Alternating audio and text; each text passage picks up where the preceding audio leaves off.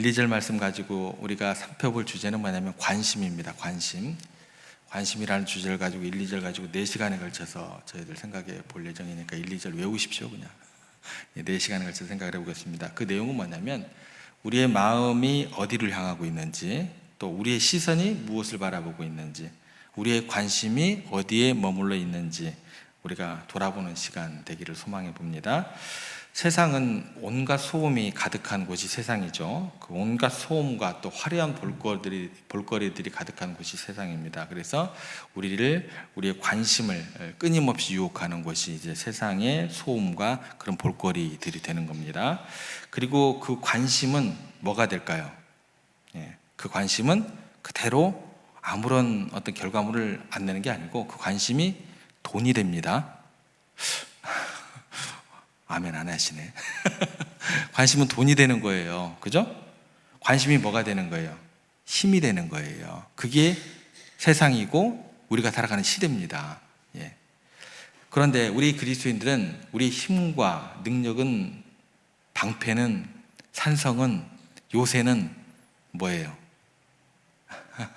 우리의 관심은 뭐가 돼야 돼요? 돈이, 권력이 되는 그런 것들이 아니죠. 하나님의 백성으로서 우리의 관심의 방향이 어디로 향해야 될지 끊임없이 묻고 답해야 된다는 것입니다. 제가 가르쳐 드리지 않아도 그게 어떤 것이어야 될지 여러분들이 너무 잘 아시죠. 오늘 첫 번째 시간으로 직분과 행위, 그 자리에 합당한 삶이라는 제목입니다. 우리의 삶의 무대 위에서 우리가 맡은 배역, 또 직분에 얼마나 충실한 삶을 살고 있는지 우리가 좀 생각해 보고자 합니다. 인생은 하나의 거대한 무대와 같다고들 이야기를 합니다. 우리 가운데 주어지는 무대라는 것이 이제 가정이라는 무대가 있을 수 있고, 또 교회라는 무대가 있을 수 있고, 직장이라는 무대, 또 우리가 살아가는 사회, 또 나라, 또 그런 무대가 있습니다. 그리고 이 모든 무대 위에서 하나님께서는 우리 각자에게 고유한 배역을 맡기셨습니다. 부모로서, 또 자녀로서, 또 목회자로서, 성도로서, 또 직장인으로서 그런 역할들을 해 나갑니다. 우리는 이 모든 역할을 충성스럽게 감당해야 하고 그 감당을 통해서 하나님께 영광을 돌려야 합니다. 그래서 오늘 본문을 통해서 직분과 행위가 혹여 일치하지 않을 때 발생하는 비극이 어떤 것인지, 그리고 우리가 추구해야 될 진정한 삶의 모습이 어떠한 것인지 직분과 행위라는 그 제목으로 좀 생각을 해보겠습니다. 오늘 본문에 보면 굉장히 중요한 배경으로 시작을 하게 됩니다. 그 배경은 어떤 거냐면 이틀이 지나면 유월절과 무교절이라. 자, 유월절이라는 것은 여러분들이 잘 알듯이 이스라엘 백성들이 이집트 노예 생활에서 해방된 것을 기념하는 가장 거룩하고 중요한 절기가 되는 겁니다. 하나님께서 어린 양의 피를 통해서 이스라엘 백성들의 그 장자를 살리신 구원의 역사를 그렇게 기념하고 기억하는 날입니다. 무교절은 뭘까요? 누룩 없는 빵을 먹으면서 눈물 젖은 빵이라고 이야기할까요? 광야의 고난을 기억하는 절기죠. 그래서 이 두 절기는 뭐냐면 이스라엘 역사와 또 신앙의 정체성을 상징을 하고 하나님의 구원과 은혜를 기억하는 축제의 시간이 됩니다. 그러니까 온 백성들의 마음이 지금 누구에게 집중되어야 돼요? 관심이 어디로 향해야 돼요? 하나님께만 집중돼야 될 시기가 됩니다. 그런데 이 거룩한 절기를 앞두고 성전의 가장 깊은 곳, 또 가장 거룩해야 될 그곳에서 은밀한 움직임이, 어둡고 은밀한 움직임이 벌어지고 있다는 거예요. 그들의 행위를 이렇게 성경은 묘사하게 됩니다. 예수를 흉계로 잡아 죽일 방도를 구하며, 이렇게 묘사가 됩니다. 그리고 이 끔찍한 음모의 중심에는 누가 서 있어요? 대제사장들과 서기관들이라고 분명하게 그들의 직분을 이야기하고 있다라는 거예요. 이들의 이름이 가진 무게를 우리가 그러면 한번 생각해 볼게요. 직분이 가진 무게가 어느 정도인지. 대제사장은 누군 줄 아시죠?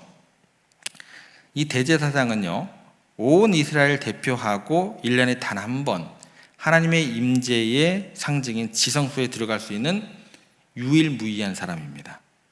이 사람 혼자밖에 못 들어가요. 그의 손에 들린 속죄의 피를 통해서 온 백성들의 죄가 용서를 받고 하나님과 백성 사이에 깨어진 관계가 회복됩니다. 이 사람 한 사람을 통해서. 그의 직분은 뭐예요? 중보자예요. 예? 그의 사명은 뭐예요? 속죄예요. 그의 역할은 뭐예요? 생명을 잇는 것이에요. 그러니까 백성의 죄를 대속하여 하나님 앞에 나아가는 통로, 말 그대로 구원의 문과 같은 하나님께서 임명한 사람이다라는 거예요. 그러면 이제 서기관은 누구일까요? 그들은 하나님의 율법을 필사하고 연구하고 가르치는, 오늘날로 말하면 뭐예요? 성경 박사예요. 신학자들이다라고 할 수 있죠. 누구보다 하나님의 그 마음을 잘 알아야 했고 하나님의 뜻이 무엇인지 백성들에게 바르게 알려주어야 할 거룩한 책임을 가진 말씀의 전문가들이었습니다. 그러니까 그들의 삶은 뭘로 채워져야 돼요? 말씀으로 가득 채워져 있어야 되고, 그들의 입술은 뭐예요? 하나님의 진리를 선포해야 했던 사람들입니다. 그러니까 이 두 그룹을 한마디로 요약하면 뭐가 되는 거예요? 그들의 직분과 그들의 자리는 사람을 살리는 자리라는 거죠. 그러니까 죄의 절망에 빠진 영혼들을 말씀과 제사를 통해서 하나님의 따뜻한 품, 또 그 진리로 인도해야 될 사명을 부여받은 자들이었다라는 겁니다. 그런데 그들이 사람을 살리는 그 자리에서 서 있었던 그들이 지금 무엇을 하고 있다라고 성경은 이야기를 해요. 충격적이지만 예수를 흉계로 잡아 죽일 방도를 구하며, 이 문장이 가진 모순과 비극이 무엇인지 좀 생각을 해보겠습니다. 생명을 논해야 할 그들의 입에서 무슨 이야기를 하고 있어요? 생명과 반대되는 죽음을 이야기하고 있어요.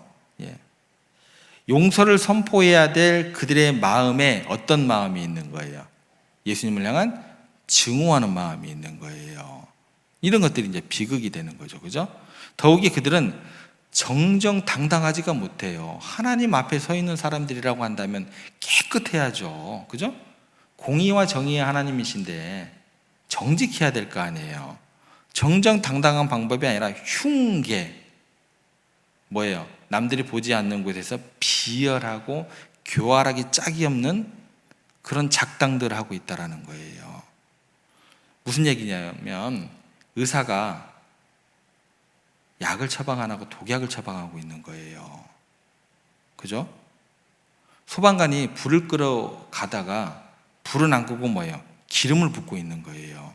느낌 오세요? 소방관이 그렇게 하면 어떻게 돼요?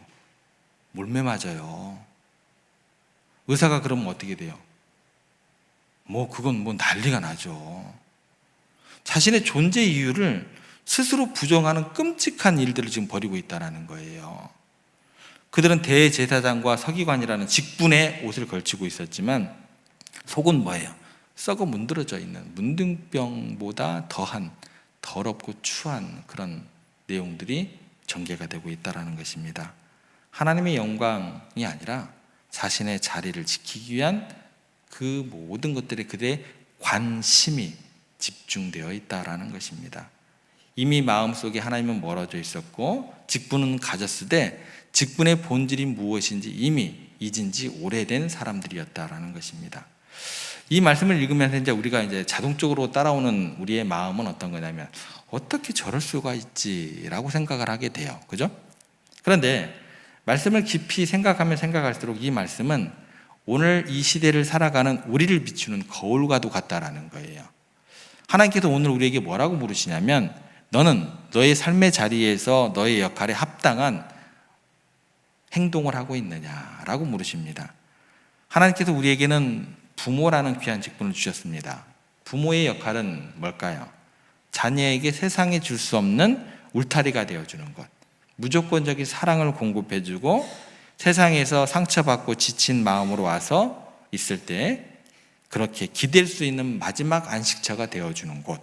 그런데 오늘날 저를 돌아보면 아이의 성적이 저의 관심이고 또 아이의 스펙을 관리하는 그런 매니저로서 아이들에게 저는 다가가는 것 같아요. 아이의 잘못을 막 감시해요. 그리고 지적해요. 저를 보니까 아이에게 딱 평가자예요. 관리 감독하는 그런 저의 모습을 보게 됩니다. 따뜻한 위로의 말을 이렇게 듣고 싶어서 다가왔을 텐데 너 다 했어?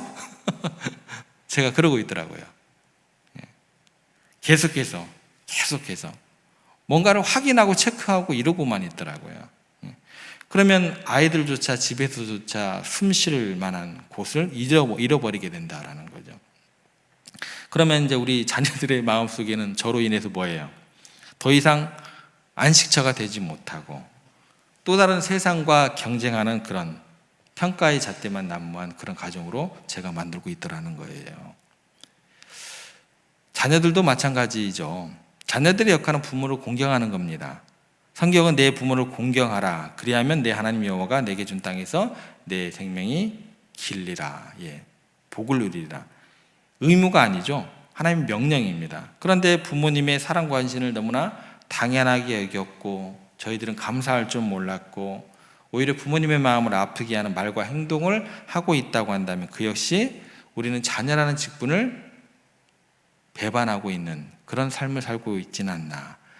그러니까 역할과 행동이 일치하지 않는 삶의 비극은요, 가장 가까운 누구에게 타격을 주는 거예요? 하나님께서 가장 작게 만들어준 가정이란 공동체 안에서 깊은 상처와 아픔을 남기게 된다는 거예요. 그러면 좀 더 그 범위를 좀 넓혀볼게요. 신앙생활하는 교회라는 무대를 한번 생각해 보시기 바랍니다. 교회에서는 목사라는 직분이 있어요. 목사라는 직분은 말씀을 대언하면서 하나님의 뜻을 전하고 성도들의 그 죄와 허물을 또 양심의 가책과 고통을 말씀으로 어떻게 해요? 어루만져 줘야 되는 거예요. 자유케 해주는 일을 해야 돼요. 왜요? 세상 가운데 성도들이 죄를 지을 수가 있어요. 죄에서 자유할 수 있어요. 죄에서 자유할 수 있는 성도들은 없어요. 그러면 어떻게 해야 돼요, 목사들은? 그 고통 가운데 있는 성도들을 말씀으로 자유케 해주는 일을 누가 해야 돼요? 목사들이 해야 돼요. 그런데 목사가 딱 보자마자 항상 하는 얘기가 뭐 검사예요. 당신은 이거 잘못했고 당신은 이거 잘못해서 판사 역할만 해요. 그리고 목사들이 정치인 역할을 해버리면 어떻게 돼요? 그러면 어떤 일이 벌어지게 되면 성도들이 영적인 치유를 받을 길이 없어지는 거예요. 교회 오고 싶겠어요? 그잖아요. 영의 양식을 먹을 길이 있어요, 없어요? 끊어져 버려요. 그러면 교회 공동체 전체가 뭐예요? 영적인 메마름, 영적인 공허함에 빠지게 되는 거예요. 이것처럼 교회 공동체를 병들게 만드는 가장 치명적인 독이 없습니다. 제가 목사지만 목사들이 정신 차려야 돼요. 목사들이 회개하면 돼요. 우리나라의 교회는. 성도들도 마찬가지입니다. 교회 안에서 성도라는 영광스러운 직분이 있습니다. 거룩한 무리라는 거예요. 성도라는 것은. 성도의 역할은 서로 사랑하고 서로의 짐을 지며 함께 그리스도의 몸을 세워나가는 겁니다. 그런데 이게 어찌 된 것인지 뭐 네가 잘났네 내가 잘났네 서로 비판을 하게 되고 또 판단하게 되고 연합을 깨뜨리는 행동을 한다면 우리는 성도라는 거룩한 직분을 내팽개치는 것이 되는 거예요. 교회의 공동체 안에서 섬김의 자리가 아니라 내가 더 높아지기를 원하고 또 희생의 십자가를 지기보다도 남을 그냥 십자가를 지고 가는 사람 그냥 비난하기 바빠요. 잘했네, 잘못했네, 뭐 이랬네, 저랬네. 그러면 이게 어떤 모습이 되냐면 성도라는 그 직분, 껍데기만 걸치고 있는 모습이 된다라는 거예요. 좀 세상으로 더 넓혀볼까요? 우리는 직장에서 크리스천 직원입니다. 거룩한 직분을 맡았습니다. 그 직분은 우리에게 성실과 정직이라는 행동을 요구합니다. 그런데 세상 사람들과 똑같이 이기적입니다. 아니면 더 이기적이에요. 교회 다니는 사람들이 어찌 보면. 자기 이익을 위해 남을 험담하고 시간을 속여서 불성실하게 일한다고 한다면 우리는 크리스찬이라는 직분을 욕되게 하는 것이 된다라는 거죠. 우리의 불성실한 행동 하나가 세상 사람들로 하여금 뭐 예수 믿는 사람도 별 수 없네. 아니다. 뭐 더한다, 더해. 그죠? 이렇게 말하게 만들면 하나님의 성호에 우리가 먹칠을 하게 된다는 거예요. 우리는 이 땅에서 하나님의 나라를 증거하는 증인으로 부도받았음에도 불구하고 이런 결과를 초래할 수도 있다는 것입니다. 슬프죠, 그죠? 크리스찬이라는 이름은 있는데 그에 합당한 행동이 따르지 않는 우리들의 모습이 된다는 거예요. 대제사장들과 서기관들이 그랬던 것처럼 그 이름의 무게는 사라지고 껍데기만 남은 직분을 우리가 가지고 살아가고는 있지는 않는지 돌아보게 됩니다. 그래서 우리가 이 지점에서 생각해야 될 것은 뭐냐면 예수님은 어떻게 하셨나라는 거예요. 예수님께서는 이 땅의 메시아 또 구원자로 직분을 가지고 오셨습니다. 그 구원자의 핵심되는 역할은 뭐냐면 자신의 생명을 내어주고 희생제물이 되는 거였어요. 그러니까 한순간도 그 본질적인 측면에서 눈을 떼지 않으셨습니다. 오병이어 기적을 일으키고 나서 사람들이 놀래가지고 전부 다 몰려와가지고 야, 저분에게 왕관 씌워드리자. 억지로 왕을 삼으려고 했어요. 그럴 때 예수님께서 거절하시고 도망가 버리십니다. 왜 그러셨을까요? 생명의 떡으로 왔다. 내 살을 먹고 내 피를 마시라. 그런 사람은 영원히 살 것이다. 섬기러 오셨다는 거죠. 그러니까 이 땅에 생명의 떡으로 속죄의 제물로 온 곳, 그곳에서 또 그 자리에서 그 사명에만 집중을 하셨다는 거예요. 그래서 예수님은 사람들이 주는 화려한 자리가 아니라 아버지가 맡기신 거룩한 십자가의 사명에 그래서 끝까지 집중하셨다는 것입니다. 그래서 그분의 삶과 사역 전체가 희생 제물이라는 당신의 직분을 완벽하게 살아낸 우리 가운데 증거가 되었다라는 거예요.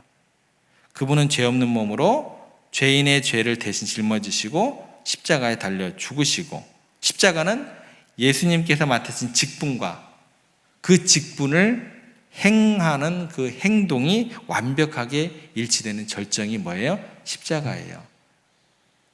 직분과 행동이 일치되는 그 완벽한 조화가 십자가로 나타나게 되었다는 것입니다. 이것이 우리가 따라야 될 유일한 길임을 기억하시고 우리가 주님을 바라봐야 할 것입니다. 우리의 관심의 방향이 세상의 화려한 직분의 자리가 아니라 목사가 되면 뭐 할 거고 장로가 되면 뭐 할 거예요, 여러분들. 총회장이 되면 뭐 할 거고 노회장이 되면 뭐 할 거예요. 그거에서 뭐 하시게요? 아무짝에도 쓸모없는 거잖아요. 그죠? 세상의 화려한 직분이 아니라 하나님께서 우리에게 맡기신 거룩한 역할에 집중해야 된다는 거예요. 그래서 우리가 가진 직분이라는 것은 여러분들 교회 안에서만 가지는 이름이 아님을 꼭 기억하시기를 바랍니다. 우리가 서 있는 모든 자리가 하나님께서 우리에게 맡긴 직분의 자리입니다. 부모라는 직분, 자녀라는 직분, 성도라는 직분, 직장인이라는 직분, 그리고 대한민국 국민이라는 직분. 이 모든 직분은 우리가 다른 사람 위에 군림하기 위해 받은 훈장이 아니라 다른 사람을 섬기기 위해 져야 되는 거룩한 십자가. 그 십자가를 져야만 뭐가 완성이 되는 거예요? 직분과 행동이 일치되는 예수님이 보여줬던 그 유일한 모범을 우리를 통해서 세상 가운데 나타날 수 있게 되는 거예요. 오늘 하루 그리고 우리가 남은 모든 생애 가운데 내가 서 있는 바로 그 자리에서 가정에서 교회에서 이 사회 속에서 우리의 관심이 오직 주님께로 향하게 하여 주시고 우리의 직분과 행위가 온전히 일치하는 삶, 그게 무슨 길이라고요? 주님의 십자가를 따르는 길. 그 길을 잘 감당하시면서 하나님께 영광을 드러내는 복된 삶을 살아가는 여러분들과 우리 세종의 모든 가족들 되시기를 주님의 이름으로 부탁을 드립니다.